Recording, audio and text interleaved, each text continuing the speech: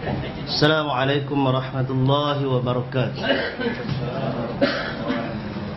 Alhamdulillah wassalatu wassalamu ala Rasulillah wa ala alihi wa sahbihi wa man tabi'ahu wa nasarahu wa wala, amma ba'd. Yang dikasihi Pak Ya dan keluarga, hadirin dan hadirat yang dirahmati Allah Subhanahu wa taala, alhamdulillah pada pagi ini dengan izin dan kurnia daripada Allah kita dapat kembali berjumpa di sini. Tempat lain kita jumpa dah, di sini ni. Kita baru berjumpa selepas tahun lepas. Tahun lepas. Lama tu. Jadi kita mulakan dengan Al-Kahfi dulu ya. Sampai berapa dah Al-Kahfi kita ni?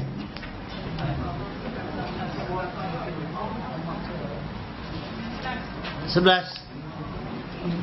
Betul.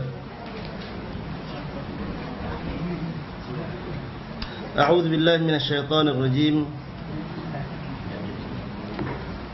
Thumma ba'atnahum lina'lama ayyul hizbaini ahsa lima labithu amada. Kemudian kami bangunkan mereka agar mereka mengetahui manakah di antara kedua golongan itu yang lebih tepat dalam menghitung berapa lamanya mereka tinggal dalam gua tu. Ini kan ayat. Ayat ni dia adalah sambungan daripada apabila Allah Ta'ala menutup telinga mereka, dalam arti kata menidurkan Ashabul Kahfi yang kita ceritakan hari itu. Tidur itu ialah suatu kerehatan. Dia ada banyak jenis tidur. Salah satu fungsi utama tidur ialah rehat. Jadi untuk Ashabul Kahfi ini, bila Allah Ta'ala kata fadarabna ala adhanihim, apabila kami tutupkan telinga mereka, dalam maksudnya menidurkan, itu ialah merehatkan mereka. Rehat daripada apa? Pertama, merehatkan diri mereka daripada dikejar oleh tentera kerajaan yang kufur pada waktu itu. Yang keduanya, merehatkan jiwa dan perasaan mereka daripada keresahan kerana berbeza dengan penduduk dalam negeri itu, dalam sudut pegangan. Dan yang ketiganya ialah merehatkan daripada cabaran semasa yang ada pada ketika itu. Lari masuk dalam gua dan Allah Ta'ala rehatkan. Itu fungsinya. Baik, bila bangun daripada tidur, thumma ba'athnahum, kemudian kami bangunkan mereka. Dan bila bangun, antara benda yang dibincangkan ialah berapa lama dah kita tidur ni. Kan bangun-bangun macam tambah tidur dalam gua pula kan. Tak siang, tak malam, tak tahu. Macam tuan-tuan lah kalau kita tidur luar daripada waktu yang biasa, bangun-bangun maghrib ke isyak ni. Bangun subuh padahal baru nak maghrib. Tidur lepas zuhur, asar pun sikit ujung tu. Itu adalah benda yang biasa. Jadi ketika itu ada terbahagi dua kumpulan di kalangan Ashabul Kahfi. Ada yang sebut berapa waktu, ada yang sebut waktu yang lain. Jadi kerana itu Allah Ta'ala sebutkan dalam ini ayyul hizbaini, antara dua puak ni, dua kumpulan ini, ahsa lima labithu amadan. Siapa yang lebih tepat di dalam menghitung kadar atau berapa lama mereka tidur dalam gua tersebut. Baik. Nahnu naqussu 'alaika naba'ahum bil haqq. Kami ceritakan kisah mereka kepadamu wahai Muhammad dengan sebenarnya. Innahum fityatun amanu bi rabbihim wa zidnahum huda. Sesungguhnya mereka ialah fityah, suatu kelompok manusia, suatu kelompok pemuda, amanu bi rabbihim, yang beriman dengan Tuhan mereka, wazidnahum huda, dan kami tambahkan untuk mereka petunjuk. Baik, tuan-tuan yang dirahmati Allah, ayat ni kita baca dah ni. Dalam ayat ni Allah Ta'ala sebut nahnu naqussu 'alaika naba'ahum bil haqq. Kami yang ceritakan kepada kamu dari satu sudut ini menggambarkan kepada kita sumber penceritaan untuk kisah Ashabul Kahfi ini datangnya daripada Allah Ta'ala. Mesti datang daripada Allah Ta'ala kerana untuk kita umat Nabi SAW, bila kisah akhir zaman, bila kisah zaman silam, akan ada terlampau banyak sumber. Sumber itu akan datang daripada berbagai bentuk. Yang pertama, ialah cerita yang diwarisi. Maka sumber yang biasa ada ialah kisah warisan yang diambil daripada kaum Bani Israel. Itu yang dipanggil Al-Israiliyat. Itu yang paling utama, yang tersebar. Yang keduanya ialah kisah-kisah tambahan. Hak ni bukan kata Israiliyat, tetapi dia mungkin juga boleh jadi Melayuliat. Tak betul. Ada kisah yang memang Bani Israel tu cerita dah. Yang tu kita beritahu gitu tentang disiplin dan sebagainya. Tapi bila sampai ke alam Melayu, alam Nusantara, dia ada olahan cita rasa yang berbeza. Dia ada rempah ratus yang lain. Tiba-tiba dia capal je tak kepala. Itu semua kes selipar tak kepala lah tu. Kerana itu sumber yang berikutnya. Dan yang lain ialah bagi sebahagian golongan, dia ada sumber yang dipanggil sebagai mimpi dan ilham. Ini semua cerita-cerita mengarut. Dia mimpi, Tok Guru dia mimpi, cerita tu dia perbetulkan. Akan ada orang yang sanggup buat macam tu. Dia dah ada satu aliran yang kita katakan mainstream, iaitu mempercayai Israiliyat. Ada satu puak di pinggiran tu yang dia nak up juga. Ada kata malam tadi Tok Guru saya mimpi, dia perbetulkan yang Israiliyat tu pula. Sama-sama tempah untuk masuk neraka. Jadi cerita yang paling betul, yang Quran beritahu, nahnu naqussu 'alaika naba'ahum, kami yang ceritakan kepada kamu berita mereka.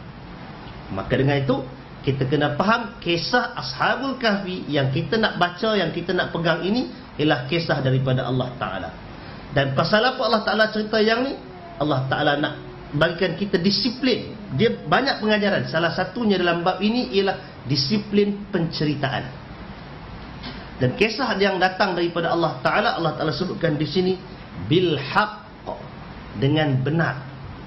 Cerita ini cerita yang benar, bukan cerita dongengan, bukan cerita penglipu lara. Dan apa yang diceritakan oleh Allah Ta'ala itulah yang sebenarnya, bukan ada sebarang tambahan yang lain. Baik, yang berikutnya Allah Ta'ala beritahu perkenalan tentang Ashabul Kahfi. Innahum, sesungguhnya mereka itu fityah. Fityah ini ialah satu peringkat umur. Satu peringkat umur, dan ada beberapa jumlah, beberapa orang. Jumlah itu dalam bahasa Arab dia ada beberapa penggunaan. Ada menggunakan istilah majmu'ah, ada guna istilah ta'ifah, ada yang menggunakan istilah firqah. Itu semua menunjukkan kepada perkumpulan. Tapi untuk yang ini digunakan fityah, menunjukkan kepada asal perkataan fata. Fata ni pemuda. Bila digunakan fityah, dia kata jamak, plural. Dengan kadar jumlah, berapa jumlah, itu akan diperdebatkan kemudian pula. Baik, mereka ini ialah suatu kumpulan pemuda. Kalau kita nak jelaskan, apa sifat mereka? Amanu bi rabbihim, beriman dengan Tuhan mereka. Di sini starting dia punya, kalau kita kata kisah iman, ini petunjuk dia. Amanu bi rabbihim, mereka ini ialah pemuda yang beriman dengan Tuhan mereka. Baik, bila beriman dengan Tuhan mereka, kita akan jumpa cerita ni sebelum dan selepas ni tadi. Kita akan tahu bagaimana mereka ini berkorban, mereka ini bermujahadah untuk mempertahankan iman yang ada. Maka Allah Ta'ala sebutkan dalam ayat ni, Allah terus bagikan ganjaran. Ganjarannya ialah wazidnahum huda, dan kami tambahkan untuk mereka petunjuk.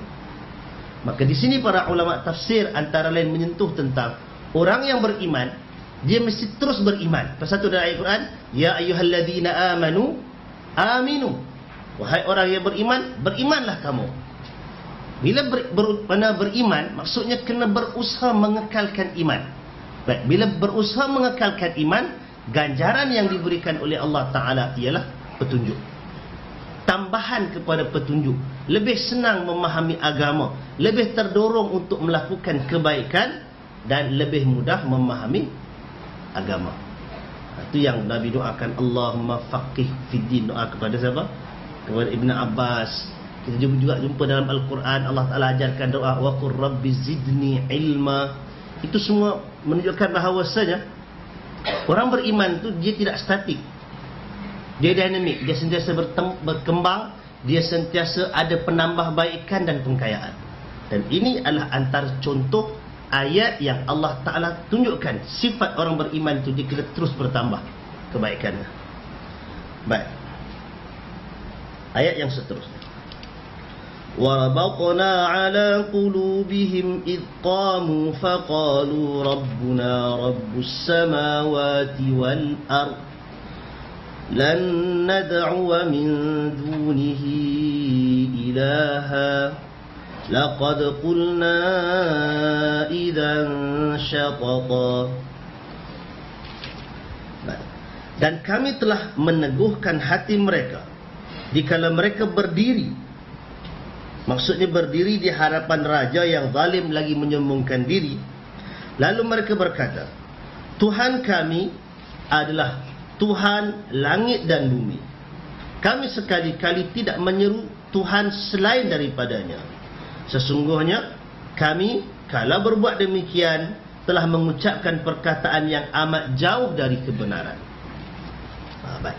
Jadi ayat ini tuan-tuan meletakkan satu babak yang tidak disebutkan sebelum ni, iaitu sebelum pemuda-pemuda ini lari masuk dalam gua, sebenarnya mereka sudah pun dibicarakan, dah dibawa datang menghadap kepada raja. Zaman dulu maknanya barangkali itu sistem pemerintahan zaman dulu kan. Kalau kita tengok banyak kes akan dibawa terus menghadap kepada raja, raja yang akan memutuskan. Jadi untuk kes pemuda-pemuda ini, mereka telah terus dihadapkan kepada raja dan berlakunya perbahasan dan perdebatan tentang aspek ketuhanan.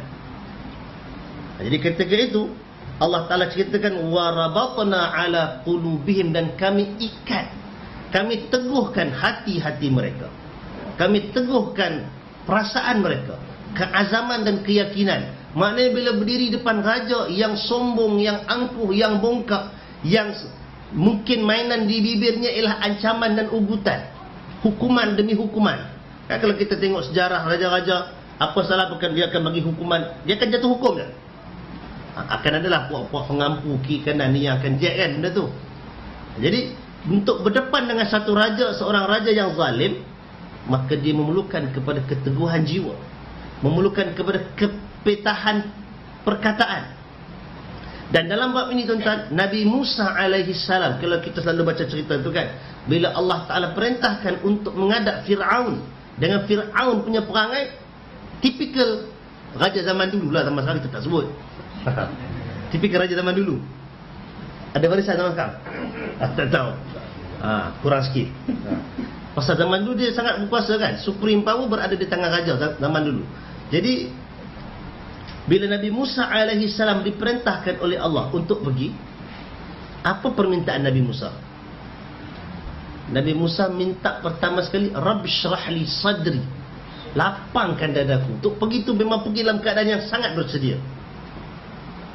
Dia bukan pergi dalam keadaan serabut, dalam keadaan kepala tu berfikir macam-macam, kerana itu akan mengganggu proses dakwah tu. Pasal Nabi Musa dia tahu dia ialah da'i, dia pendakwah, dia nabi, dia kena sampaikan risalah. Dari satu sudut, Nabi Musa menghadap Fir'aun dalam keadaan dia diperintahkan dan dia tahu dia mesti menyampaikan risalah. Ashabul Kahfi menghadap raja dalam keadaan sebagai manusia bersalah. Jadi dia punya situasi itu berbeza, tapi tetap berhadapan dengan spesies yang sama, raja yang sangat berkuasa dan sombong. Baik. Jadi Nabi Musa, Allah Ta'ala ceritakan kepada kita, dia berdoa, Rabbi syrah li sadri, Tuhanku lapangkan dada. Lepas tu berdoa lagi, wa yassir li amri, mudahkan urusanku. Maknanya biar dia boleh masuk daripada pintu gate nak sampai menghadap tu, biar urusan tu mudah, biar dia sampai boleh berdepan. dan boleh dilancarkan juga perkataan dia. Wa yassir li amri, lepas tu wahlul 'uqdatam min lisani, rongkaikan ikatan ataupun kesukaran pada lidahku, supaya bila kita nak bercakap tu, tuan-tuan, bukan semua orang boleh bercakap berdepan macam itu. Ada orang dia boleh bersembang berdua dengan sangat lancar, datang orang ketiga dia gagap lah. Suruh pergi mengajar depan macam tu, diam terus lah. Kena buka skrip kan. Ada passion manusia yang macam itu. Dia boleh bercakap dalam kelompok yang kecil. Ada orang dia hanya boleh bercakap dengan fasih dalam seminar-seminar, ada kertas kerja kat depan dia. Bagi tazkirah, dia akan mampu menilai lah. Fashion manusia macam itu. Jadi Nabi Musa alaihissalam dia minta supaya dirongkaikan kesukaran perkataan itu, supaya dia boleh lancarkan perkataan. Dia boleh sebut, sampaikan mesej itu. Wahlul 'uqdatam min lisani yafqahu qawli. Bukan takat dia boleh cakap, dia boleh minta supaya orang yang dengar perkataan dia faham. Orang yang mendengar perkataan dia boleh faham apa yang disampaikan. Jangan jadi kadang-kadang tuan-tuan, bukan kadang, selalu jadi, bila ustaz cakap, kita sangka hak depan tu faham, rupanya dia faham delay. Dia akan faham delay. Banyak jadi kes tu. Saya pernah cerita kat tuan-tuan kan, lama ni, banyak tahun dulu, mengajar tajuk najis yang dimaafkan. Ada yang ingat kan cerita tu? Bila saya sebutkan antara yang dicontohkan oleh para ulama, najis yang dimaafkan ialah percikan air kencing. Bila kita buang air, percikan yang sangat halus, yang kita tak perasan benda tu, tak nampak dia mata kasar. Nak tengok benda tu ada, kena bawa kantar sekali pergi. Takkan nak bawa kantar kan? Jadi kalau ada percikan-percikan yang macam itu, yang kita, Arab kita susah nak jaga, maka itu dikira yang dimaafkan. Bila sampai kepada audien, dia dengar. Lepas tu ada satu kawan yang tak datang pula, mesej lepas tu, betul ke ustaz cakap kalau pakai kenai kencing sah pergi sembahyang? Kan jadi lain. Itu menunjukkan yang dengar tu dia tak faham.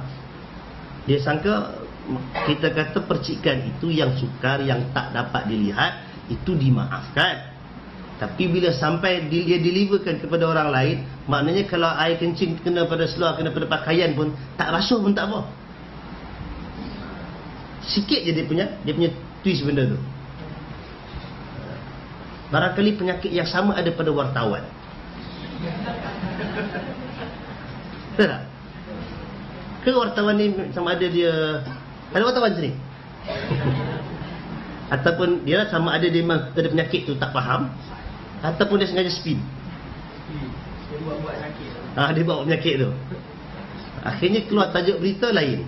Dapat kat kita pula tak baca konten, tak baca isi dalam, terus ulah pada statement pula. Jadi semua tumpuk kejahilan di atas kejahilan kan. Itu yang jadi selerak tu, akhirnya bergaduh tu hala kan. Baik. Jadi poin dia ialah yafqahu qawli. Lepas tu apa yang diminta? Harun akhi, diminta supaya ada geng. Usdud bihi azri, supaya dia boleh menguatkan perjuangan, menguatkan dia punya semangat dia untuk berhadapan. Jadi itu Nabi Musa alaihi salam. Walaupun dia seorang nabi, walaupun dia mendapat wahyu, dia minta dah semua benda tu, tapi dia minta juga supaya ada kawan untuk bersama dengannya. Poin nak sebutkan ialah supaya menguatkan diri dia. Jadi dalam kes Ashabul Kahfi pula, dia bukan pergi sebagai volunteer, dia dipaksa mengadap. Jadi Allah Ta'ala anugerahkan satu lagi kepada pemuda-pemuda ini, ialah warabatna ala qulubihim, dan kami teguhkan dalam hati-hati mereka. Teguhkan hati itu bila ni? Idqamu, ketika mana mereka berdiri berdepan dengan raja tersebut, faqalu. Dia punya fokus di sini ialah kenapa, apa keteguhan tu? Keteguhan tu menyebabkan mereka sanggup untuk menyatakan Rabbuna Rabbus samawati wal ard. Tuhan kami ialah Tuhan langit dan bumi. Rabbus samawati. As-samawat ialah kata plural, kata jamak. Sama satu, samawat jamak. Itu yang selalu kita nak kena menginsafi.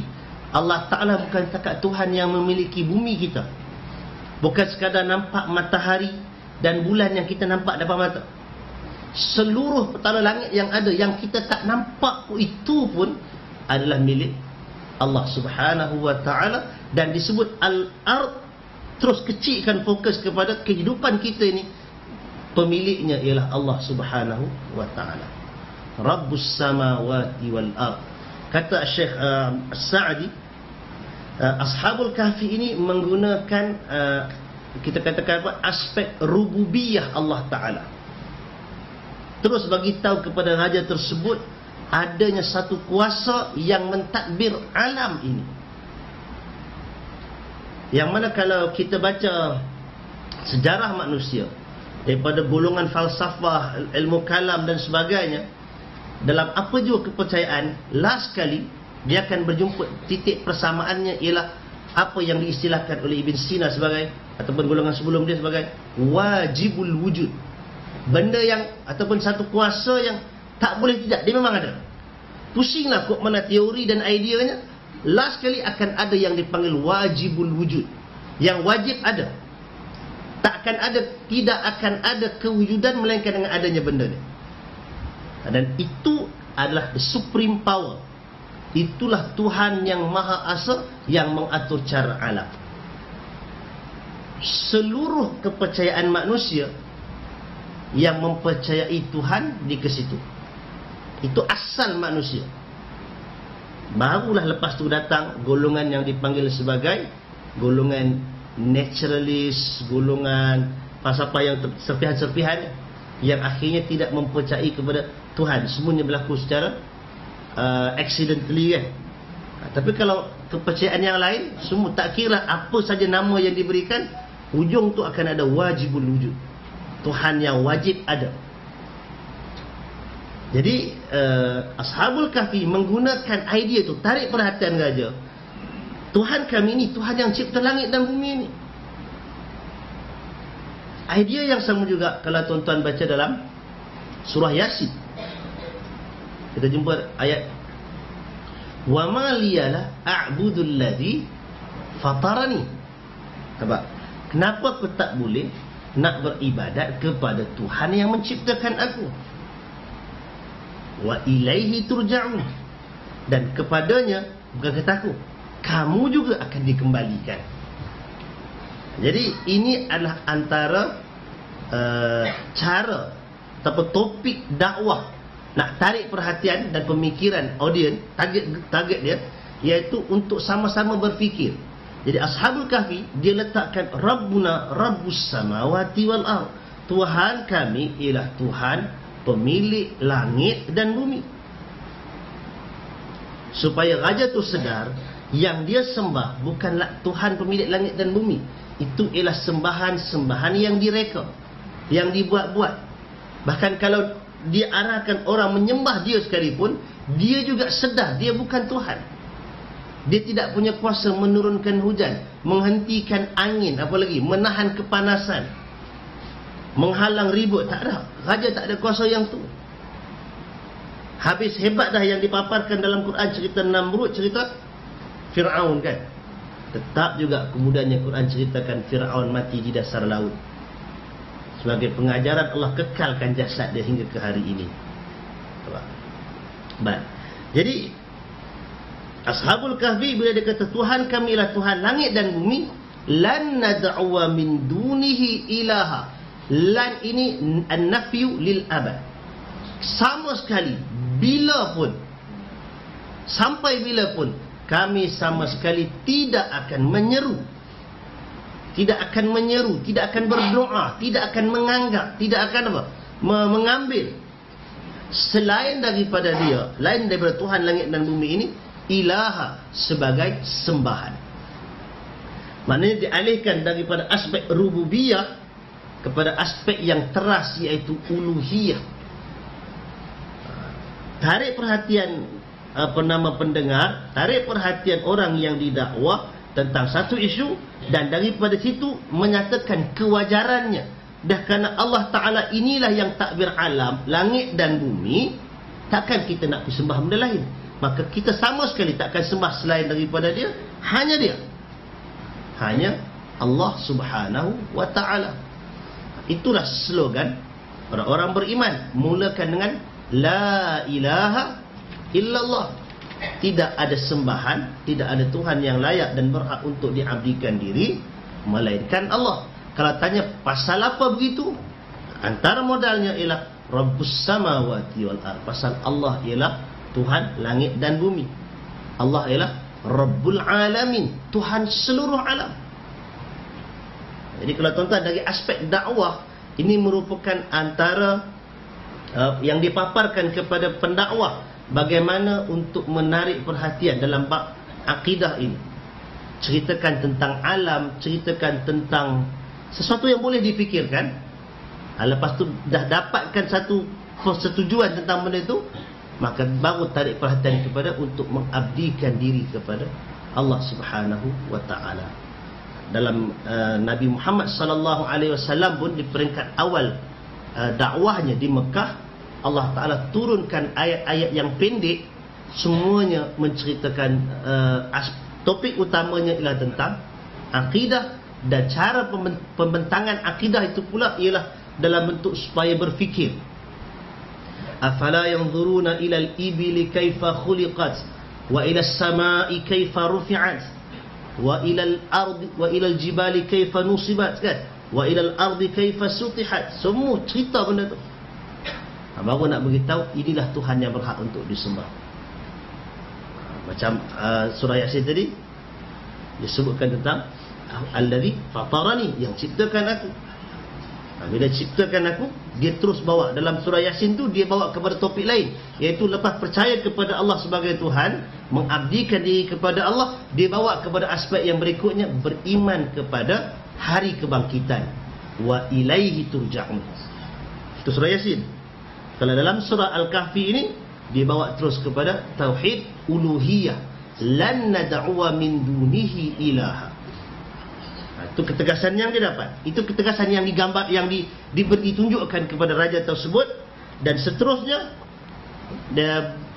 Ashabul Kahfi ini bagikan satu lagi keadaan, iaitu laqad qulna idzan syatata.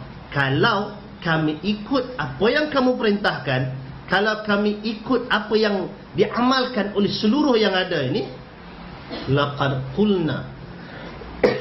Maknanya dari sudut sekuen cerita tu, ada dialog yang dipadamkan. Dialog tu mestilah panjang kan, bila dibicarakan dialog tu banyaklah. Tapi Quran paparkan dia punya cheese. Quran paparkan dia punya intipati. Ashabul Kahfi beritahu kepada raja tersebut, kalau kami ikut apa yang kamu beritahu, laqad qulna idzan, maknanya kami telah berkata sesuatu yang syatata, yang jauh tersimpang daripada kebenaran. Perkataan syatat itu, dia bukan sekadar inhiraf. Inhiraf ni maknanya jalan lurus, kita sengit, kita tersasar. Syatat ni maknanya dia sangat jauh, memang tersasar terus, dia tak jumpa jalan balik.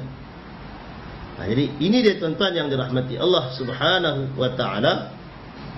Sampai yang 14, kita tengok sikit lagi ada dua ayat ni.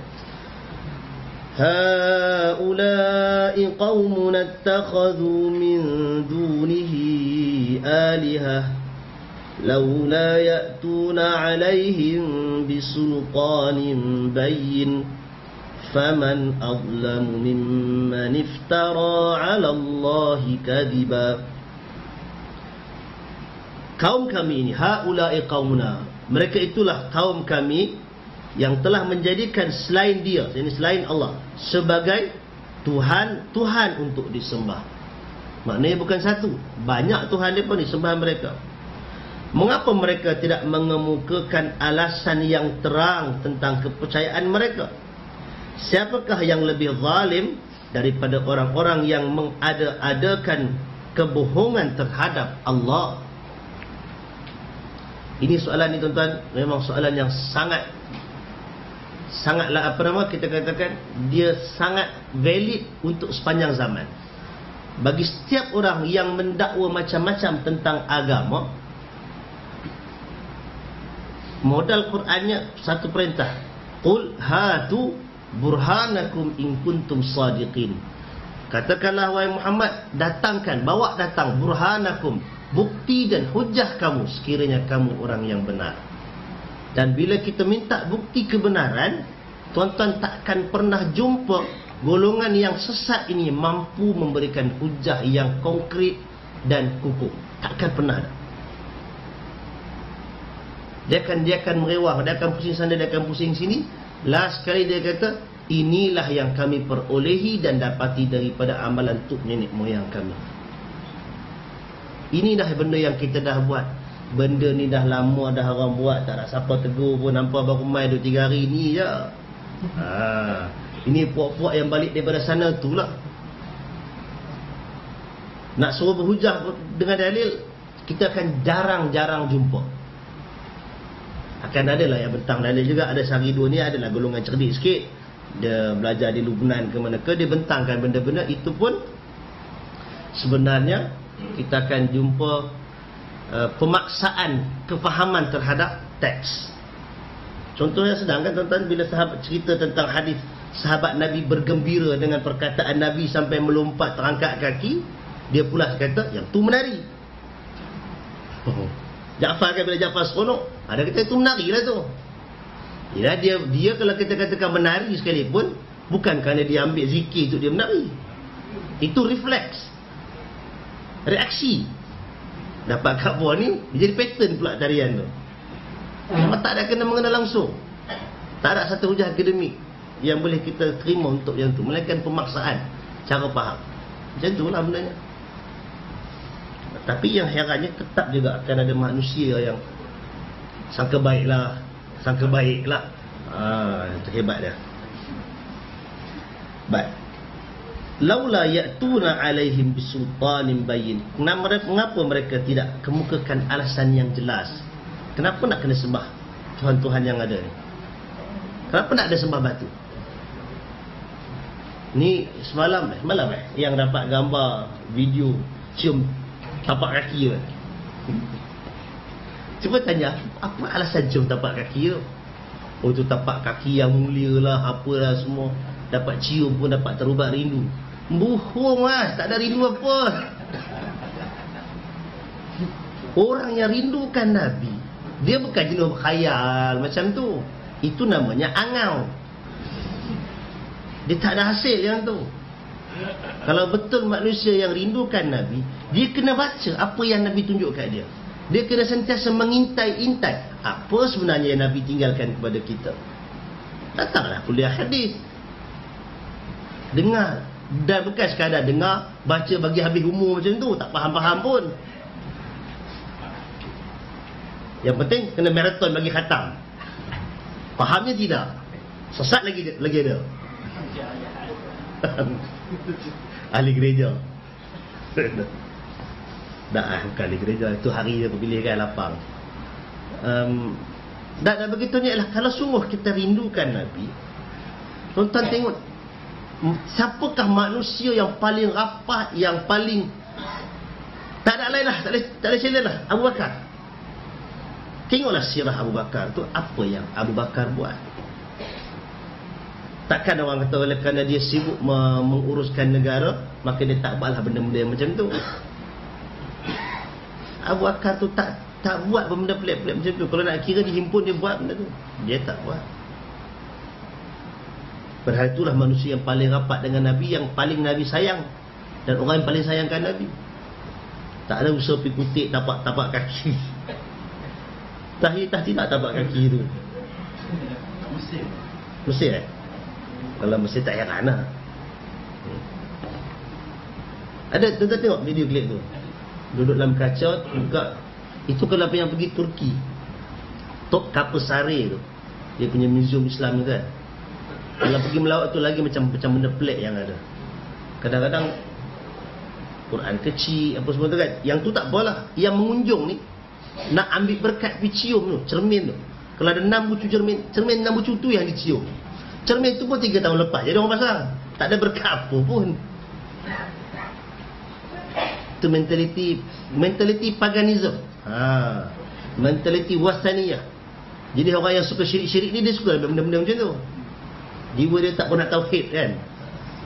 Jadi kita akan lihat golongan ini, takkan boleh bagi bukti yang jelas. Dan kerana itu dalam ayat ini kata, faman azlamu, siapa lagi yang lebih zalim.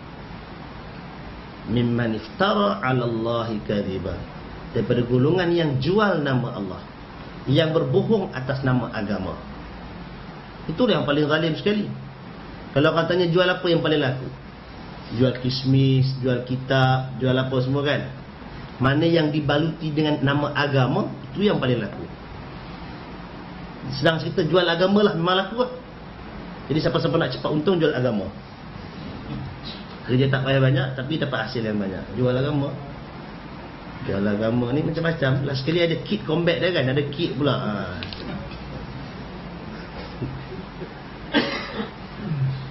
Kesian kan? Memang sangat kesian.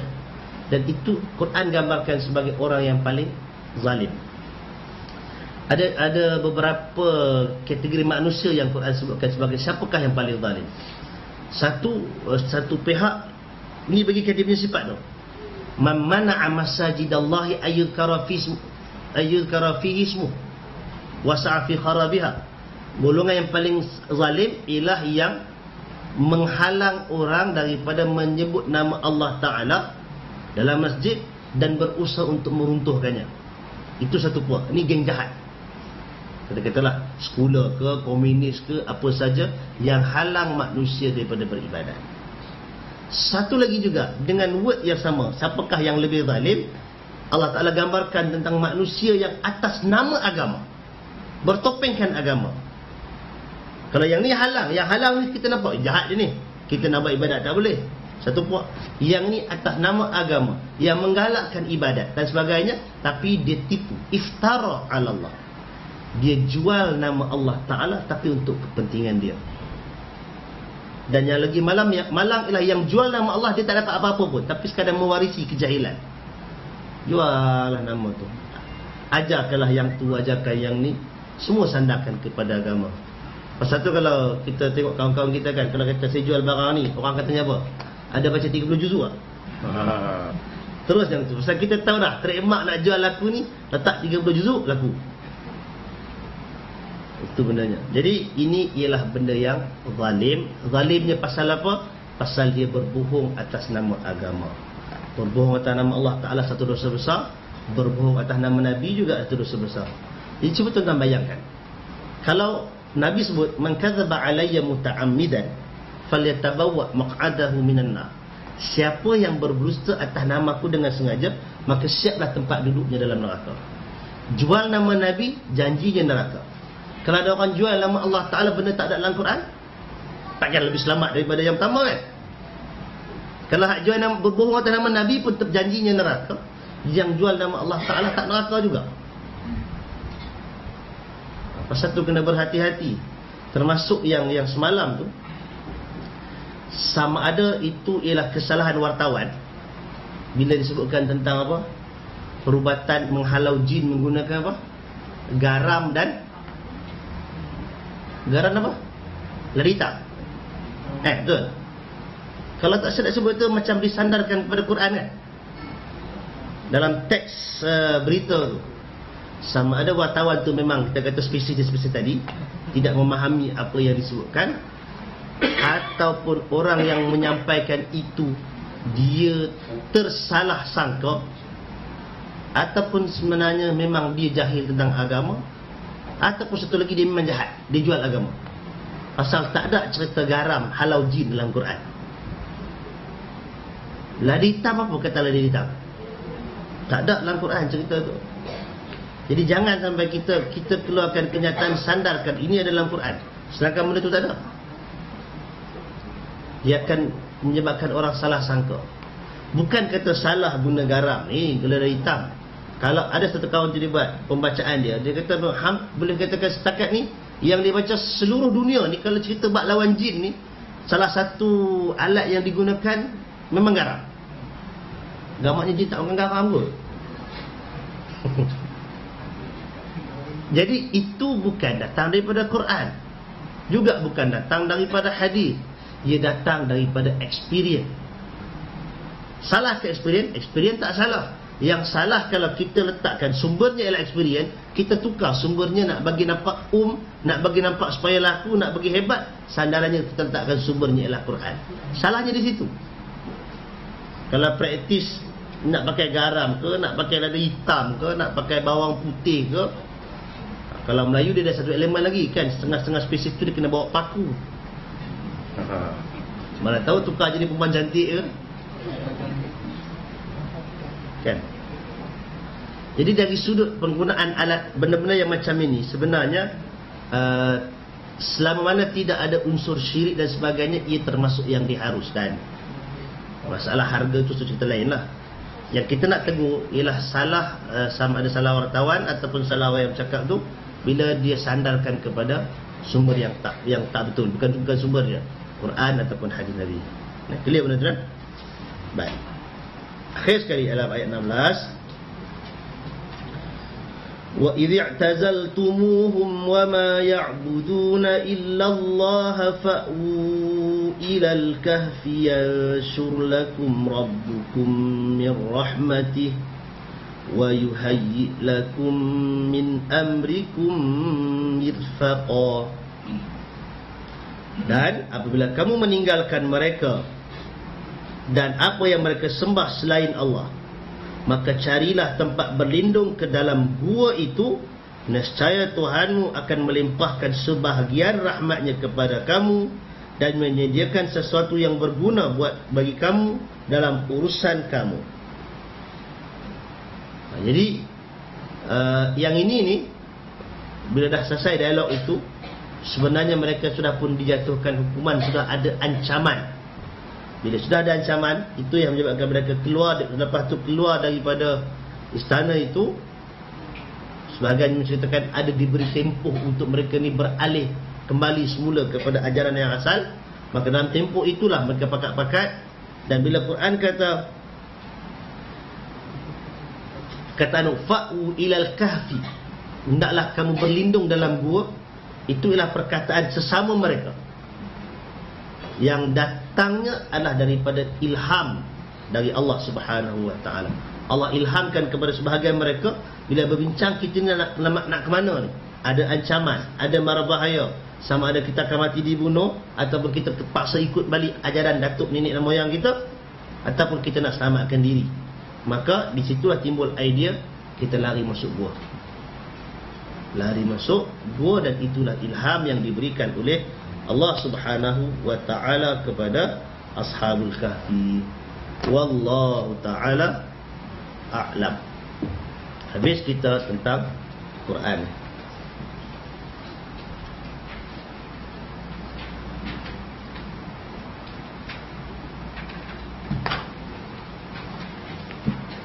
Ada soalan tentang Quran? Ada tak?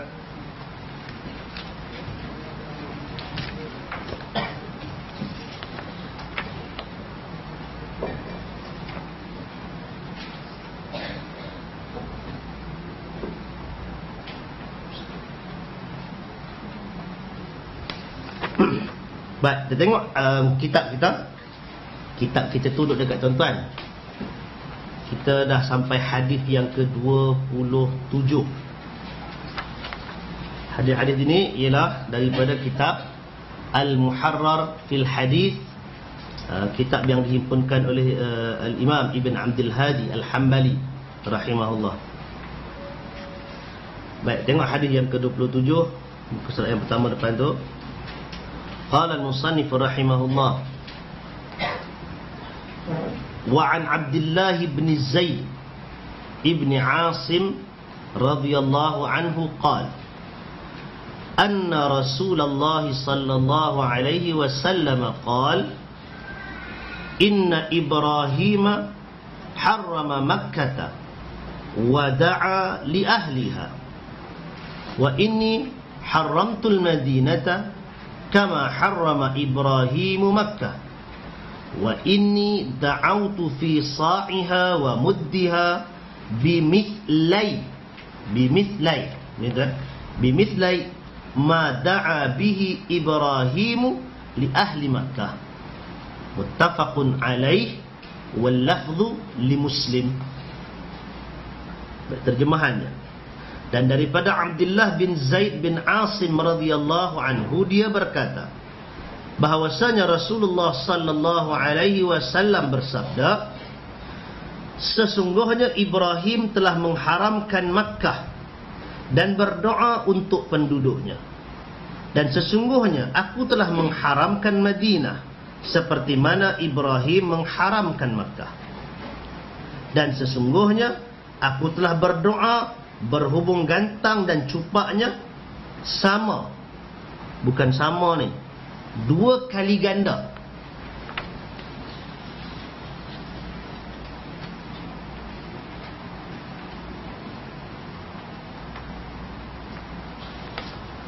Dua kali ganda apa yang didoakan oleh Ibrahim untuk penduduk Makkah. Hadis muttafaqun alaihi, dan lafaz hadis ini adalah daripada Imam Muslim. Baik, tuan-tuan yang dirahmati Allah, maksud hadis muttafaqun alaih, hadis ini ada dalam riwayat Bukhari, ada dalam riwayat Muslim. Cuma untuk the exact word yang ada dalam Al-Muharrar ini, kata Ibn Abdul Hadi, dia ambil hak Muslim punya. Selalunya para ulama hadis ni dia akan ambil itu kerana mungkin perbezaan lafaz itu ada pengajaran yang lebih. Dia akan ambil mungkin yang lebih mencakupi. Dan dari sudut seni periwayatan, pilihan hadis yang lengkap, sebahagian ramai ulama sebut Sahih Muslim lebih cantik susun atur dia berbanding Sahih Al-Bukhari. Dari sudut seni aturan hadis, pemilihan perkataan yang lebih mencakupi, ramai ulama yang sebut melebihkan Sahih Muslim berbanding Sahih Al-Bukhari. Baik, jadi kalau tuan-tuan nak cari hadis ini dengan lafaz ini, duduk dalam riwayat Muslim, dalam riwayat Bukhari ada yang hampir sama, point boleh katakan sama. Baik, apa maksud perkataan ini? Kata Abdullah bin Zaid, Nabi SAW terangkan, ceritakan balik, bagi tahu kepada kita semua bahawasanya Nabi Ibrahim telah mengharamkan Makkah. Nabi Ibrahim mengharamkan Makkah. Dalam riwayat yang lain, riwayat Al-Bukhari, Nabi sebutkan tentang Makkah ni, anna hadzal balada Makkah harramahu Allah yawma khalaqas samawati wal ard. Sesungguhnya bumi ini ataupun negeri ini, Makkah, telah diharamkan oleh Allah Ta'ala pada hari Allah mencipta langit dan bumi. Hadis Bukhari. Jadi bila kita baca dua hadis itu, dia seakan-akan akan ada satu, kalau orang yang baca mungkin akan serasa ada kontradik. Pasal hadis ini Nabi kata Ibrahim mengharamkan Makkah, tetapi dalam hadis yang lain Nabi kata Allah Ta'ala yang telah mengharamkan bumi Makkah. Nanti kita sebutkan apa maksud mengharamkan bumi Makkah. Nabi kata Allah Ta'ala yang telah mengharamkan bumi Makkah ni pada hari mula Allah Ta'ala cipta langit dan bumi. Maknanya sejak sangat awal, sejak azali lagi ni, sejak zaman dinosaur lagi ni. Nak kita katakan zaman Nabi Adam pun belum dicipta. Asal Nabi Adam dicipta setelah sangat lama bumi tercipta. Kan? Kalau kita faham daripada siyak, daripada konteks ayat surah Al-Baqarah tu, bila malaikat bertanya kepada Allah Ta'ala, adakah kau akan menciptakan satu golongan makhluk yang akan melakukan kerosakan, menumpahkan darah, menunjukkan bumi sudah pun ada penduduk, sudah ada pun penghuninya. Jadi Adam tu baru dicipta. Dan kalau kita baca hadis yang sebut tentang ni, bila Allah ciptakan bumi, sudah ada Mekah dah di situ, dan sudah jadi tempat yang diharamkan oleh Allah Subhanahu wa Ta'ala. Maka dengan itu yang kita boleh faham, Makkah ini dia panggil tanah haram itu bukan datang sehari dua. Dia bukan diharamkan pada zaman Nabi SAW dibangkitkan. Dia juga bukan ketika Ibrahim meninggalkan Hajar dan Ismail. Lebih awal daripada itu Allah telah pun mengharamkan bumi Makkah tu. Itu orang tanya, kata bumi Makkah zaman tu dengan bangunan tak ada, apa pun tak ada. Itu yang kemudiannya ada hadis yang mana Nabi sebutkan sempadan Mekah tu di mana. Nanti kita akan baca hadis tentang sempadan Madinah. Sekarang ni sempadan Mekah itu juga ada teks dia. Ada hadis Nabi tentang Yang mana dia katakan tanah haram. Bila kita gambarkan Allah Ta'ala mengharamkan sejak azali lagi, sejak awal penciptaan, tuan-tuan jangan heran, mana batu sepadan zaman tu. Tetapi fikirlah benda tu pasal Allah yang cipta. Kan? Allah yang cipta, bukan kata bumi Mekah saja. Bumi seluruh tu Allah Ta'ala cipta, alam seluruhnya Allah cipta. Dalam banyak-banyak tu ada satu titik kehidupan itu Allah letakkan. Ini tanah yang Allah Ta'ala haramkan. Nampak? Baik. Jadi bumi Mekah diharamkan sejak zaman azali lagi, dan dia berterusan. Pengharaman itu berterusan. Walaupun ketika Ibrahim meletakkan Hajar dan Ismail, apa Quran katakan? Fi wadin ghairi dhi zar'. Suatu lembah yang tak ada tumbuhan. Kita manusia, bila kita tempat tak ada tumbuhan, kita seakan-akan nak boleh faham ia adalah tempat yang tidak ada hidupan. Dalam keadaan dikatakan tak ada hidupan tu, Allah dah letakkan keistimewaan, dia telah dijadikan tanah haram. Jadi bila Ibrahim masuk ke situ, para ulama combinkan dua hadis ini, menyatakan Ibrahim menyampaikan kepada manusia tentang pengharaman bumi ini. Dan dia bukan datang daripada lidah Ibrahim, bukan atas cita rasa, atas kerana sentimental dia tinggalkan anak dan isteri dia kat situ, dia nak bagi mulia tempat tu baru dia mengharamkan. Tak, pengharaman itu datang daripada Allah Ta'ala. Ibrahim hanya menyampaikan. Nabi Ibrahim hanya Rasul yang menyampaikan status tersebut. Baik, sekarang ni apa maksud mengharamkan? Pasal perkataan haram kan, haram maknanya tak boleh, benda yang tak boleh dibuat. Dari sudut istilah tanah haram, ia merujuk kepada negeri yang aman. Maksudnya diharamkan sebarang bentuk yang bercanggah dengan keamanan. Diharamkan melakukan kekacauan, itu maksud dia. Haram melakukan kekacauan, haram melakukan pergaduhan, haram melakukan tumpah darah. Pasal tu kita baca hadis yang sebelum tu, tuan-tuan ingat lagi ke tidak hadis tu, yang mana bila Nabi masuk kota Makkah ada berlaku kekerasan kan. Bila dalam khutbah Nabi tu Nabi kata apa? Yang ni dihalalkan, dibolehkan untuk aku pada hari ni, dan tidak untuk seterusnya. Betul-betul hanya special case ketika Fathu Makkah berlakunya pertumpahan darah. Itu pun tak banyak, tapi tetap ada. Dia kekal sebagai bumi yang diharamkan berlakunya sebarang bentuk pergaduhan dan keganasan. Pasal tu tak boleh nak buat demonstrasi ke apa ke tanah haram tu, dia ada kemuliaan. Dan kerana itu juga tuan-tuan, jangan buat suka hati nak pergi bergaduh, nak apa semua. Kita akan nampak orang yang akan bergaduh, tapi kita janganlah bantai buat kita bergaduh macam tu. Dia mungkin dah satu sudut kita katakan pergi sana kena banyak bersabar dan sebagainya. Ya, itu satu part. Tapi part yang lain ialah kemuliaan bumi tu dia tak layak untuk diperlakukan dengan keganasan. Itu antara poin yang pertama. Yang berikutnya, tidak dipotong sebarang pokok yang ada di tanah tersebut. Tak boleh potong pokok. Oh, tak ada ke Mekah ada pokok. Kemudian ni ada lah kan. Siapa yang pergi Museum Mekah, Museum Mekah tu masih tanah haram kan? Itu depan tu dia pokok kurma. Hak pergi bulan 6 nanti ni, nampaklah dia punya buah kurma tu dah terjuntai macam tu. Sepanas kan, berbuah dah. Nampak berbuah dia dah mula kekuningan. Tak ada petik makan lagi. Kalau petik makan dia kelat, pahit. Dia tunggu dia masak betul-betul. Jadi kalau nak pergi bulan Rajab, Syaban ni adalah nak lagi panas datang bulan Ramadan kan. Itu best. Baik. Dan yang berikutnya ialah tidak boleh memburu binatang di situ. Tak boleh memburu dan membunuh binatang. Dan juga tak boleh nak pihak perambat halau, dan maknanya halau binatang masuk dalam tanah haram lalu dibunuh dan sebagainya. Itu antara yang dimaksudkan dengan tanah haram. Kemuliaan itu pada tempat, kemuliaan itu pada manusia, bukan takat manusia. Pokok, tumbuh-tumbuhan dan binatang juga dimuliakan. Dalam dia kata tidak diperlakukan seperti mana tempat-tempat lain. Boleh? Baik. Yang berikutnya, Nabi SAW kata, Ibrahim wada'a li ahliha. Ibrahim telah pun mendoakan penduduknya.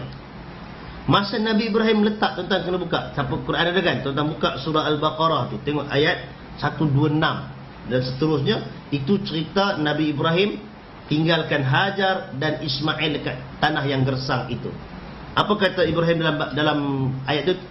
Wa id qala Ibrahim rabbi ja'al hadha baladan amina warzuq ahlahu minas samarati man amana minhum billahi wal yaumil akhir, ila akhiril ayat.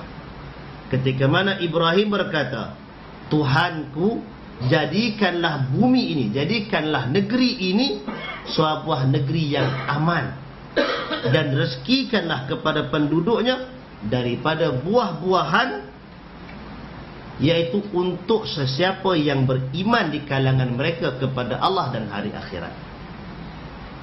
Yang Allah Ta'ala jawab lepas tu, Allah Ta'ala bagi juga bukan kepada yang beriman, yang tak beriman pun Allah Ta'ala bagi juga kan. Fa umatti'uhum qalilan thumma attarruhu ila azabin alim. Dekat dunia, maknanya dekat Mekah. Sekarang ni dia sejak zaman Nabi, syariat Nabi Muhammad sallallahu alaihi wasallam, orang kafir tak boleh masuk Mekah. Sebelum daripada itu kan memang mula tempat kafir kat situ, syirik dengan apa semua kat situ. Zaman Nabi Ibrahim pun selepas daripada tu berlakunya penyimpangan-penyimpangan, dah ada golongan yang kufur, golongan yang musyrik di situ. Jadi doa Nabi Ibrahim pertamanya, jadikan negeri ini aman. Itu wada'a li ahliha tadi. Kalau tanya apa doa Ibrahim, doa yang pertama ialah negeri itu jadi negeri yang aman. Yang kedua, limpahkan rezeki kepada penduduk negeri tersebut. Cuma Ibrahim minta supaya rezeki itu bagi ke orang beriman je. Allah Ta'ala kat orang beriman, yang kufur pun dapat. Kami bagi juga kepada mereka, tapi dekat akhirat nanti dia akan dicampakkan ke dalam azab yang pedih. Jadi itu doa Nabi Ibrahim alaihi salam untuk bumi Mekah dan penduduknya. Karena itu tuan-tuan, kita nak tengok ayat disebut minas samar warzuq ahlahu minas samarat, rezekikan kepada penduduknya dengan buah-buahan. Dah lah dari itu asal meneri kering kontang, tiba-tiba Nabi Ibrahim minta dapat banyak buah-buahan. Samarat ni bukan sekadar buah-buahan saja sebenarnya, hasil bumi pun dia panggil samar juga. Hasil kan, produk, semua production dikira sebagai samar juga. Jadi kalau kita tengok sejauh mana Allah Ta'ala mustajabkan doa Nabi Ibrahim, kalau zaman kita makbul lah. Makbul lah. Aman tu lah, dengan sekarang adalah kekacauan sikit-sikit tu, itu bukan orang Mekah buat kerja tu. Orang Mekah duduk tidur lah. Itu dia punya general workers yang datang dari pelbagai negara. Tak kisahlah kan, yang Melayu, yang Indonesia, yang Bangladesh, yang Myanmar, semua banyak kat situ, yang Mesir pun semua. Tapi dari sudut buah-buahan, tuan-tuan bayang negeri yang tak ada pokok buah-buahan, pisang dia fresh, strawberry pun tak masam. Betul tak? Kalau kita ambil strawberry Cameron Highland bawa turun, tak sebab bawa turun, sekat jalan masam dah. Dia kena balik coklat baru boleh main balik kan. Tapi strawberry kat sana pun tak masam. Ada buah peach, buah toothberry, apa lagi, segala mak nenek buah yang kita rasa itu semua negeri Mediterranean punya, duduk datang daripada tebing barat, datang daripada Mesir pun semua. Tapi ada kat Mekah. Durian krip je kot tak sampai lagi. Kena ada lah orang Malaysia bawa durian sana. Cuma mungkin itu masalah bau pun, kalau nak cari. Tapi kalau tanya buah-buahan, kita katakan melimpah lah kan, banyak buah-buahan tu, segar semua. Dia tidaklah kita katakan, walaupun negeri tu dia kering kontang, ada air zam-zam adalah kan, tak ada pokok buah-buahan, tapi buah-buahan banyak. Kita boleh rasa, kita boleh feel, ini adalah sebahagian daripada apa yang dimustajabkan doanya oleh Allah Subhanahu Wa Taala terhadap Nabi Ibrahim. Baik, jadi itu part Mekah. Nabi kata Mekah itu habuan Nabi Ibrahim punya doa. Kemudian Nabi kata wa inni haramtul Madinah kama harrama Ibrahimu Makkah, dan sesungguhnya aku mengharamkan Madinah seperti mana Ibrahim mengharamkan Makkah. dari sudut itu tuan-tuan, kita sebutkan tak ada hadis yang maknanya Madinah ni dia bukan daripada azali, dia bukan daripada awal penciptaan. Dia datang, dia diharamkan, dia dimuliakan oleh Nabi SAW pasal ini ialah negeri yang penduduknya menyambut dan menerima Nabi untuk menegakkan syiar dan syariat agama, dan seterusnya menjadi tapak penyebaran dakwah seluruh dunia. Bumi Madinah. Di saat orang Mekah, tempat tinggal Nabi, kaum keluarga Nabi tak terima dakwah Nabi, orang Mekah sanggup bergolok bergadai untuk terima Nabi SAW. Atas dasar kehebatan orang Madinah itu, maka Nabi meletakkan satu status yang kita katakan Nabi meletakkan sama taraf dengan Makkah. Perkataan Nabi, wa inni haramtul Madinah, aku haramkan Madinah. Maknanya kalau Mekah itu tanah haram, Madinah juga telah menjadi tanah haram dengan lafaz Nabi SAW itu. Semua bila sebut kama harrama Ibrahimu Makkah, seperti mana Ibrahim mengharamkan Makkah. Di sini para ulama ada sikit huraian yang berbeza. Yang pertama ialah yang difahami daripada perkataan itu ialah Madinah ini juga tanah haram serupa Mekah. Kalau tanya atas status tanah halal atau tanah haram? Tanah haram. Baik.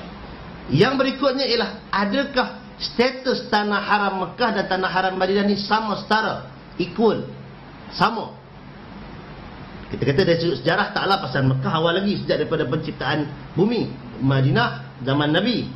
Cuma konten pengharaman itu, adakah dia sama ataupun tidak? Di sini sebenarnya para ulama ada sikit berbeza. Jumhurul ulama dalam mazhab Abu Malik, Syafi'i dan Hambali menyatakan bahawasanya Madinah ini juga merupakan tanah haram, dengan nas hadis yang sangat jelas ini dan beberapa hadis yang lain. Berbeza dengan pandangan Abu Hanifah. Maknanya dalam perbahasan fiqh, kalau tanya adakah Madinah ini tanah haram ataupun tidak, kita katakan pandangan majoriti ia tanah haram. Dalilnya sangat banyak dan jelas yang susah nak ditolak. Tapi kalau tanya ada tak yang mengingkari? Ya. Disandarkan kepada Abu Hanifah pendapat yang mengatakan Madinah bukan tanah haram. Dia ada kelebihan dia dengan perkataan Nabi tentang solat di masjid dan yang lain-lain, tapi status dia tak. Pasal bila katakan status dia tanah haram, ada beberapa perkara lain yang tertakluk di situ. Nampak? Baik, jadi di sudut itu kita katakan Madinah ini Nabi jadikan dia tanah haram untuk membesar dan memuliakannya. Bumi yang dimuliakan, bumi suci. Cumanya para fuqaha kemudiannya bila bincang tadi status sama tak? Status haram ya tanah haram betul, tetapi perincian itu dikatakan para ulama membezakan, dia tak sama. Di satu sudut ialah ganjaran dan juga balasan ancaman yang di Madinah lebih ringan berbanding yang di Mekah. Kalau buat kebaikan di Mekah lebih besar ganjarannya berbanding dengan yang buat kewajikan di Madinah. Bersedekah di Mekah lebih baik, lebih afdal. Solat di Masjidil Haram lebih afdal. Kalau nak banding dengan Madinah tadi, yang Mekah lebih tinggi. Demikian juga kalau yang melakukan kesalahan, melakukan dosa, melakukan maksiat, melakukan pencemaran terhadap status tanah haram itu, yang buat benda itu di Mekah lebih besar dosanya berbanding yang buat di Madinah. Sama-sama berdosa, sama-sama mencemar kemuliaan tanah haram, tapi yang buat di Mekah lebih kira lebih jahat, lebih besar dosa dia berbanding yang buat di Madinah. Nampak? Itu dia yang dibezakan. Yang seterusnya, kalaulah memburu dalam tanah haram di Mekah dan di Madinah, hukumnya haram. Haram. Cumanya kalaulah orang tu memburu di Mekah, di Madinah, dan dia dah berburu, binatang pun dah mati, dosa tak? Dia berdosa. Habis daging tadi halal, boleh dimakan. Kesalahan ialah kesalahan berburu, bukan kesalahan makan. Daging tu tak jejas status dia, dia tetap halal untuk dimakan. Berbeza dengan Makkah, daging tersebut haram dimakan. berburu di Mekah, mati binatang tu, dia boleh tengok saja. Dia kira sebagai bangkai, haram untuk dimakan. Yang kemudiannya ialah kalau berburu di Madinah dia tak ada hukuman. Tapi kalau berburu di Mekah dia ada jatuh hukum. Di Madinah tu kira haram saja. Haram berdosa, orang tu dia kena bertaubat lah. Berbanding dengan di Mekah dia akan ada jaza dia, ada iqab dia di situ. Baik. Yang berikutnya ialah pokok-pokok di Mekah memang tak boleh tebang langsung, dipetah-petah kan. Tapi pokok-pokok yang ada di Madinah, dia bagi yang ada keperluan untuk buat barangkali atap, untuk buat mungkinnya sebagai alat penanaman dan sebagainya, maka yang tu boleh untuk keperluan. Pasal bila Nabi sebut tak boleh mula-mula, Nabi kata tak boleh untuk dipatahkan dan ditebang pokoknya, golongan-golongan tukang apa semua ni, dia kata ya Rasulullah, kami nak guna benda ni untuk buat alat tanaman, kami nak guna ni untuk buat rumah dan sebagainya. Nabi bagikan pengecualian untuk orang ni. Jadi kerana itu di Madinah dari sudut pokok-pokok tadi ni dia ada kelonggaran sikit untuk keperluan tu. Saja-saja pergi kepak, pergi tebang, maka itu tetap tak boleh lah. Baik. Itu dari sudut doa, dari sudut pengharaman Mekah dan Madinah. Yang berikutnya Nabi kata wa inni da'autu fi sa'iha wa muddiha bimislai ma da'a Ibrahim. Dan aku mendoakan untuk gantang dan cupaknya. Maknanya untuk rezeki orang Madinah ni 2 kali ganda daripada apa yang diminta oleh Ibrahim untuk orang Mekah. Maka kerana itu Nabi berdoa untuk penduduk Madinah ini 2 kali ganda keberkatan Mekah, keberkatan dan rezeki. Nampak? Jadi pasal tu kalau orang kata, kalau ada orang kata dia lebih suka duduk di Madinah berbanding Mekah, ada dia punya sebab, ada dia punya kelebihan di situ. Dari sudut amalan, kita katakan ganjaran pahala lebih Mekah. Tapi dari sudut keberkatan hidup, ketenangan jiwa, rasa selesa, Madinah dapat yang tu berbanding yang di Mekah. Kalau sekarang ni, kalau kita siapa-siapa rajin buat ujian bunyi, pencemaran bunyi di Mekah lebih daripada di Madinah. Dengan bunyi horn tu Allah Ta'ala saja yang tahulah. Apa yang setara dengan tempat kita? Tak ada kot, KL tak macam tu. Orang kata Medan kot, Medan, Jakarta, adalah bunyi horn tu kan. Tapi kalau di Mekah ni, ingat betul-betul kan, lepas satu bunyi sini bunyi tak berhenti. Betul-betul nak berhenti, betul semayang tu je lah. Kemudian yang merempit Allah Ta'ala saja tahulah, lebih dahsyat daripada tempat lain kan. Macam baru ni siapa tahu, Abu Talha ada kan, yang naik budak remaja 14 tahun ni, black ni, rollerblade tu, pakai rollerblade berpaut dekat kereta kambing tu, kereta kambing 4 wheel yang ada bumbu, dia boleh berpaut kat situ, punya laju kereta tu lalu terowong tu. Entah driver tu perasan ke tidak orang belakang tak tahu. Kalau dia terlepas, tergolek ingat putih 4 pun tak tentu lagi, 8 orang kali. Dia ada, kita katakan siapa duduk Mekah ni dia thrill sikit lah. Kerana tu jangan berangan kita nak duduk lama lah kat Mekah ni. Orang Melayu kita ingat habis lama pun 2 minggu boleh kot, sebulan musim puasa boleh lah. Lepas tu dia resah lah, dapat makan nasi itu pun usaha cari nasi Melayu kan. Itu benarnya. Baik, jadi dari sudut Madinah ni pula dia ada ketenangan di situ, dia ada rezeki dan keberkatan. Keberkatan rezeki lah kalau kita katakan. Keberkatan rezeki lebih di Madinah. Cuma dari sudut taste makan, orang Malaysia dia tak boleh banding lah dengan kampung dia kan. Orang tu macam mana kita sedap. Madinah macam tu lah, nasib-nasib lah kan. Dan satu lagi ialah, kalau nak minta mati, Nabi kata apa? Minta mati di Madinah. Siapa yang rasa cita-cita nak mati kat mana agaknya? Mati yang tak kena talqin, mati tak kena macam tahlil. Di Madinah. Sini nanti berebut lah family kan. Berebut family nak pakai package berapa nak habis. Itu Malaysia, sana tak ada. Dia dapat letak lintah je daripada tu, letakkan mayat tu, Lepas solat, pegang-pegang berlari terus masuk di bakit tu. Berlari masuk ke bakit, lot semua dah ada dah, tutup dengan besi je. Boleh tempah lah situ. Jadi siapa-siapa nak mati, Nabi kata kalau niat nak mati di mana, dia boleh, dia niat mati di Madinah. Itu kelebihannya ada ayah.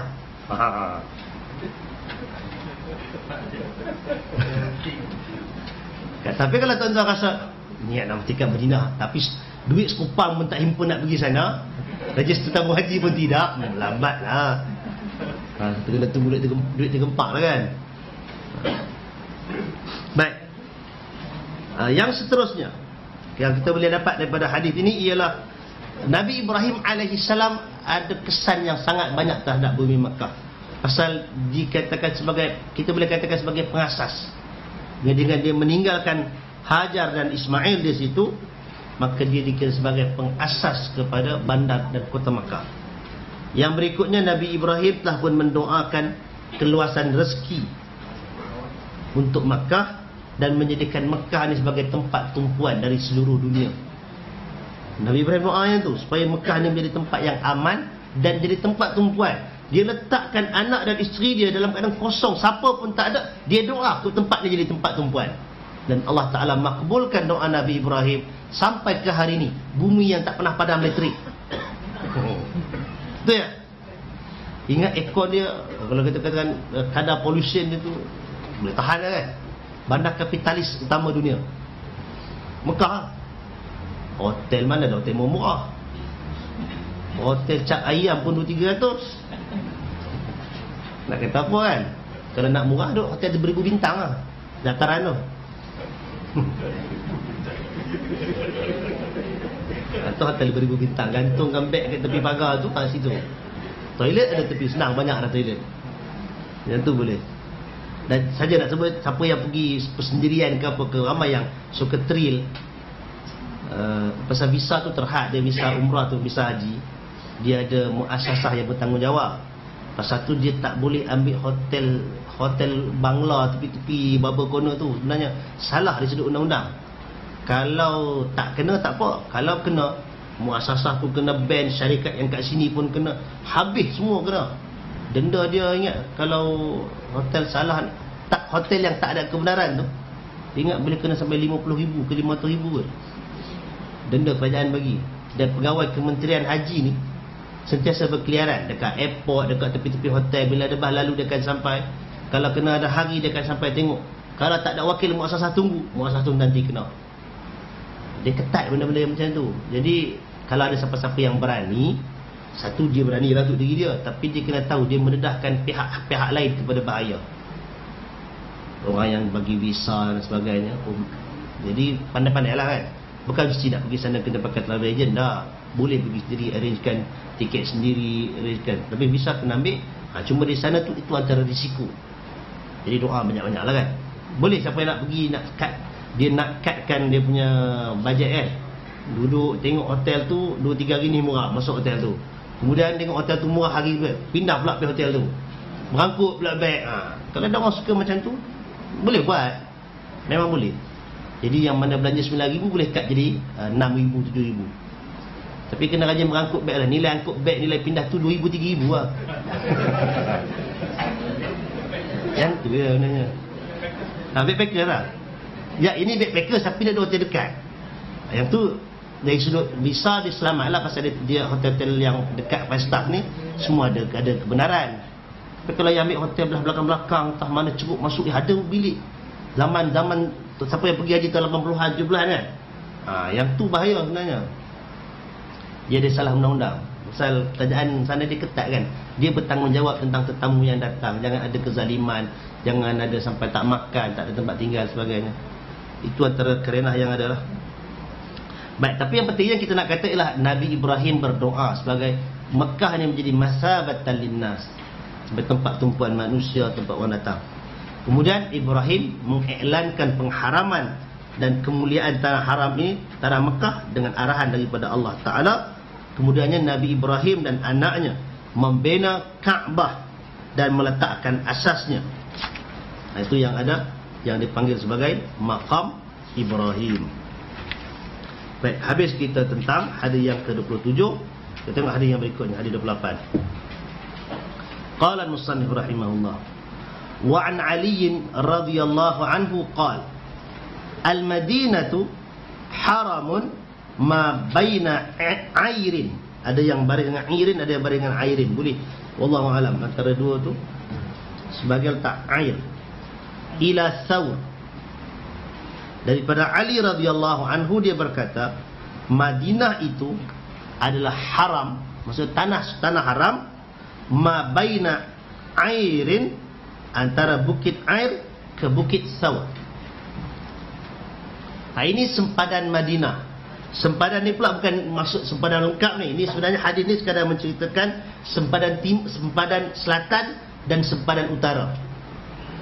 Lajnah fatwa kibar fatwa Arab Saudi, dia memang berhimpunkan hadis-hadis tentang sempadan ini.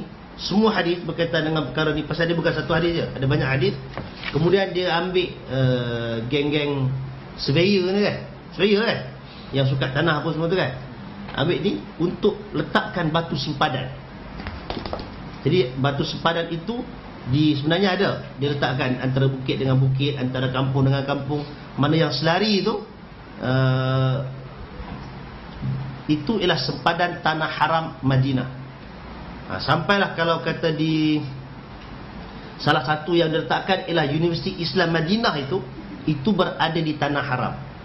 Siapa yang pernah lalu kawasan tu, dia belah, kalau kita belah kiri tu Universiti Islam Madinah, di sebelah kanan seberang jalan tu dia ada dua lorong. Sebelah tu dia panggil Universiti Tayyibah. Universiti juga, dia bukan Universiti Islam, universiti lain. Yang dia punya sempadan tanah haram tu ialah pada divider tu, jalan. Yang belah sini tanah haram, sini dah tanah halal. Apa kepentingan pengesempadan ni?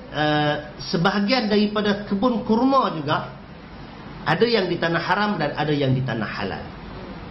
Jadi bukan semua kurma Madinah yang kita beli itu, dia memang kurma Madinah kan, tapi datang kebun yang mana satu? Kebun tanah halal atau kebun tanah haram? Kalau kita sekadar nak beli kurma, ni bukan nak kempen, saya memang tak ada sahab kurma pun. Atas nama nak beli kurma, nak makan, belilah mana pun. Kalau tak kata Madinah, beli hak Iran pun boleh makan kan. Nak beli India pun tak apa, Mesir pun tak apa, kalau kata nak beli kurma.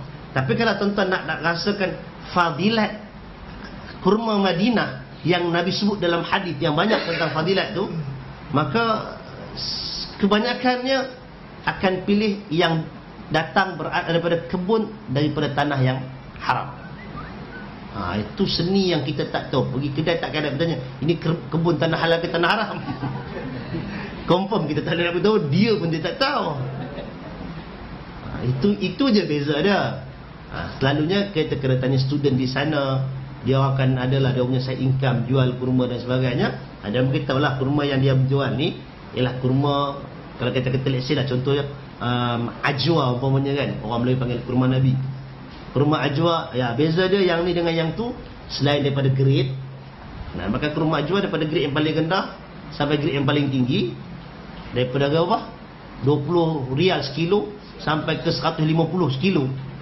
Beza dia satu pada grade. Yang keduanya, kalau yang student-student ni jual, yang ni datang daripada kebun dan kebun tu terletak dalam tanah haram. Itu antara aspek. Itulah kalau siapa yang pergi, pasal apa dia beli murah, dia beli mahal. Satu pada grade, yang kedua pada kena tipu. Yang ketiganya ialah pada lokasi kebun tersebut. Itu beza dia. Jadi ini seni lah kita nak tahu benda tu kan. Baik. Jadi dalam hadis ini dinyatakan sempadan timur. Sempadan timur untuk Madinah ialah daripada Bukit Air, dia panggil. Bukit Air ni ialah sebuah bukit yang berwarna hitam yang memanjang daripada belah timur menghala ke selatan. Timur menghala ke barat, tapi dia melintang macam tu. Dia melintang timur ke barat dan dia adalah sempadan selatan Madinah. Itu Bukit Air. Kemudian daripada situ membawa ke utara. Kalau kita tengok peta tu, dia makna menghala ke utara kan. Mekah selatan, Madinah, yang sempadan Madinah selatan tu Bukit Air. Bila dia menghala ke utara, di situ ada Bukit Thawr. Bukit Thawr ialah sebuah bukit kecil yang dia agak bulat membulat, warna merah. terletak di utara Madinah, belakang daripada Bukit Uhud. Maknanya Bukit Uhud itu termasuk dalam tanah haram. Bukit Uhud termasuk tanah haram. Belakang daripada Bukit Uhud tu ada satu kawasan bukit yang curve tu, itu dipanggil Bukit Saur. Bukit Saur ni, Jabal Saur ni ada dua. Di Mekah ada satu, Madinah ada satu. Pasal tu disebutkan, ada sebahagian penulis dia kata salah pasal tak ada Bukit Saur. Sebenarnya ada. Bukit Saur tu ialah bukit di belakang Bukit Uhud. Uhud itu sendiri kalau orang tanya tanah halal ke tanah haram, Uhud tanah haram. Masih ada kemuliaan di situ. Baik, ini hadis yang disebutkan oleh Ali bin Abi Talib radhiyallahu anhu.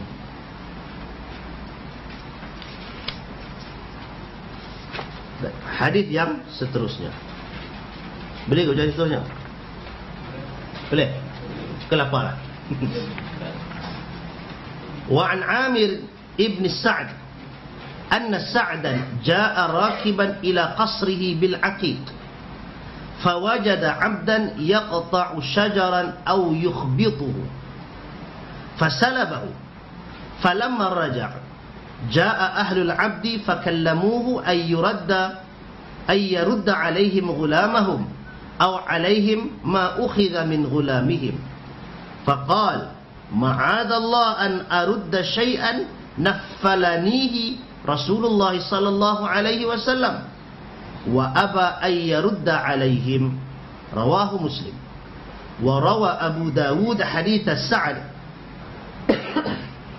walakin wazada walakin in syi'tum dafa'tu ilaikum thamanahu. Terjemahan hadis daripada Amir bin Sa'd radhiyallahu anhu. Bahawasanya Sa'ad ni, Amir bin Sa'ad cerita tentang Sa'ad, anak cerita tentang bapa dia. Sa'ad datang dalam keadaan menunggang kenderaan ke istananya di Aqiq. Balik rumah lah di Aqiq.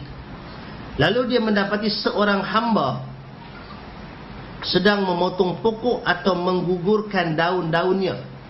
Dia panggil apa? Yukhbituhu ni, menggugurkan daun dengan cara ambil kayu ataupun tongkat, dia pukul pokok tu untuk menggugurkan daun-daun.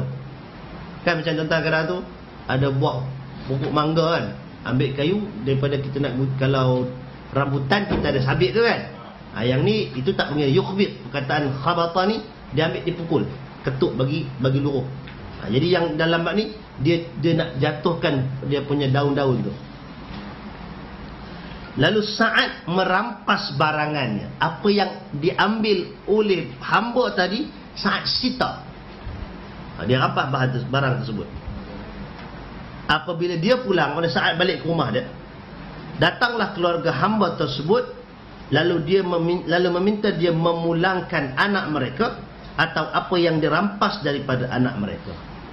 Ini maknanya perawi itu kata yang dia minta tu hamba tu sendiri, maknanya hamba tu sendiri kena tangkap ataupun barangnya saja.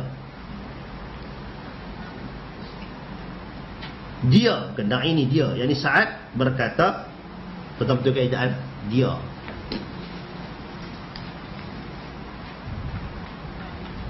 Berkata, aku berlindung dengan Allah daripada memulangkan sesuatu yang Rasulullah sallallahu alaihi wasallam telah lebihkan aku untuknya. Dia enggan memulangkannya kepada mereka. Hadis riwayat Muslim. Dalam riwayat Abu Dawud, dan Abu Dawud meriwayatkan hadis ini dengan tambahan, maknanya ada ziyadah riwayat, tetapi kalau kamu mahu aku bayar harganya. Baik, ini cerita tentang Sa'ad. Amir bin Sa'ad cerita pasal bapak dia. Satu hari dia dalam perjalanan pulang ke rumah dia, nampak budak ni buat kerja tu di Aqiq. Aqiq ni nama tempat.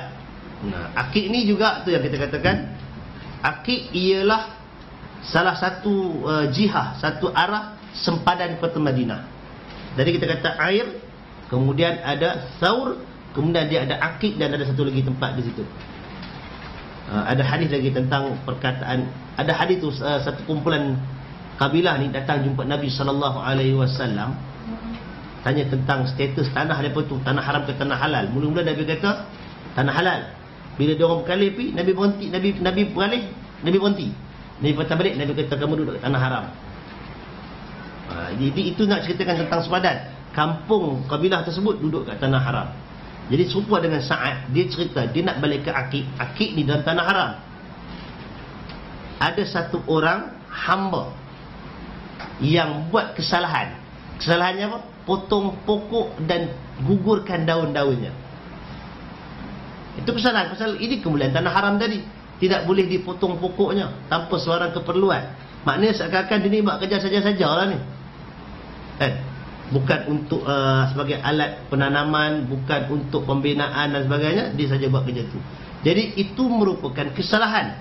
Bila kesalahan, Sa'ad lah pun ambil tindakan untuk rampas barang-barang yang ada pada hamba tersebut. Dan kalau boleh dipahami juga, mungkin sebagai kata dengan dia sekali kenderaan. Jadi lanjutan daripada itu, keluarga hamba ini tadi telah pun datang jumpa dengan Sa'ad, berunding minta dipulangkan benda-benda tu. Maka Sa'ad kata, aku tak boleh pulang. Dia kata, ini ialah benda, makna ada akta untuk kesalahan ini, boleh disita barangnya. Dia ambil barang-barang tu. Lepas atas dasar hamba tersebut buat salah. Kesalahannya ialah memotong pokok di tanah haram. Hadis ini fokus ceritanya ialah tentang kawasan itu ialah kawasan haram. Tak boleh buat kesalahan tu. Dan juga yang berikutnya ialah bila kesalahan itu dilakukan, ada hukuman. Dan hukuman tu untuk kes ini, dia telah pun dirampas. Cuma dalam hadis riwayat ini juga menyatakan Nabi melebihkan. Maknanya ada peruntukan undang-undang di situ untuk rampas benda tersebut. Baik. Dan dalam hadis Muslim ceritanya sampai ke tahap yang wa aba ayyarudda alaihim, Sa'ad memang tak mau pulangkan benda-benda itu kepada mereka. Dalam hadis riwayat Abu Daud pula mengatakan, Sa'ad offer yang lain. Kalau kamu nak juga, aku bayar ganti rugi. Maknanya nilai berapa barang yang dia rampas, dia bagi duit. Tapi benda ni nak pulang, tak boleh pulang. Pasal ini dah termasuk dalam akta bagi orang yang melakukan kesalahan memotong pokok di kawasan tanah haram. Baik, jadi tuan-tuan yang dirahmati Allah Subhanahu wa taala, itu 3 hadis yang kita baca. Hadis pertama tentang status tanah haram Madinah. Hadis yang kedua tentang sempadan Madinah. Demikian juga hadis yang ketiga tentang sempadan dan juga tentang hukuman orang yang melakukan kesalahan di tanah haram. Madinah kita katakan tadi tanah haram, Mekah juga tanah haram, dua-duanya tanah yang dimuliakan oleh Allah Taala. Cuma yang di Mekah tu lebih berat dan lebih besar berbanding yang di Madinah. Dan juga dalam hadis yang kita baca ni tentang Nabi Ibrahim alaihi salam, nama yang sangat kuat kaitannya dengan tanah Mekah. Nabi Ibrahim telah pun meminta daripada Allah Ta'ala supaya menjadikan tanah Mekah itu tempat orang berkunjung. Nabi Ibrahim bukan setakat itu saja. Nabi Ibrahim telah melakukan syariat haji. Semua ibadat haji yang kita buat itu adalah warisan yang ditinggalkan oleh Nabi Ibrahim alaihi salam. Kesan-kesan Nabi Ibrahim, termasuk yang cerita melontar jamrah kan, itu datang daripada kisah Nabi Ibrahim alaihi salam. Dan yang lebih penting sekali ialah Nabi Ibrahim mengiklankan tempat itu ialah tempat tauhid kepada Allah Subhanahu wa taala. Dan kemudian kata para ulama, Nabi Ibrahim telah pun meletakkan batu sempadan, meletakkan sempadan tanah haram Mekah dengan panduan daripada Jibril alaihi salam. Jibril turun bagi tahu kat Nabi Ibrahim yang mana yang dikatakan Mekah dan tanah haram.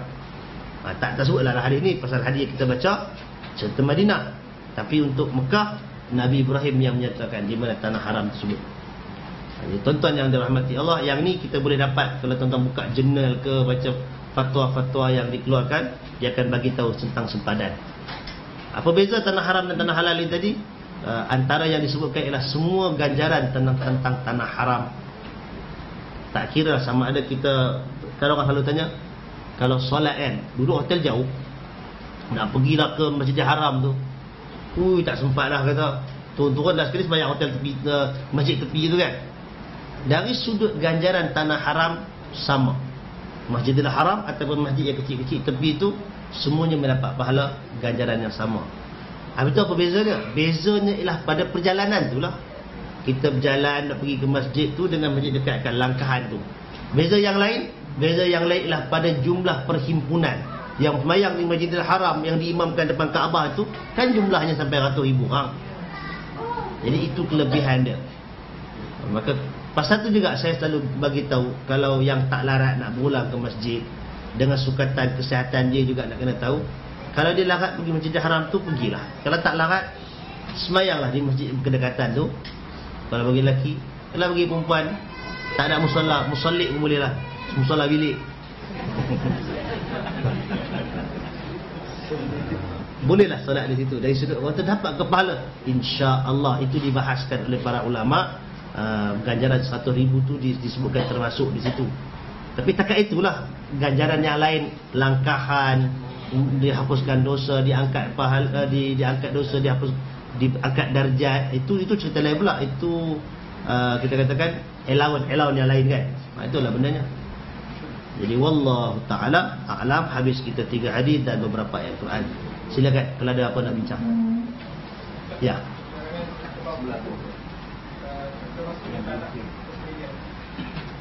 Ya. Termasuk dengan tanah persendirian. Kalau tanpa sebarang marasak, tanpa sebarang urusan. Cuma dari sudut maknanya ialah orang yang menebang tu tentu saja dia kena ambil kira tentang keperluan dia tadi tu. Pasal kalau di Madinah tu golongan yang tanah-tanah persendirian dia minta izin untuk dikecualikan. Allahuakbar.